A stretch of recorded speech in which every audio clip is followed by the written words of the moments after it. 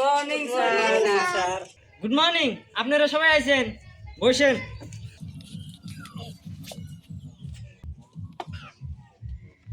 ভাবি, আপনার নাম কি? ফুল বানু বেওয়া। ফুল বানু বেওয়া।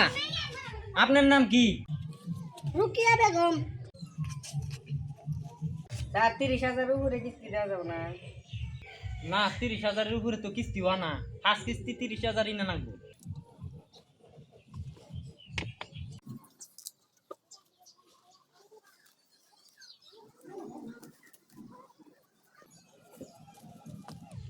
ভাবি, কিস্তি কিন্তু বাই ফেলান যাবো না। ভাইকে কইেন তাড়াতাড়ি দিবেন নিকে।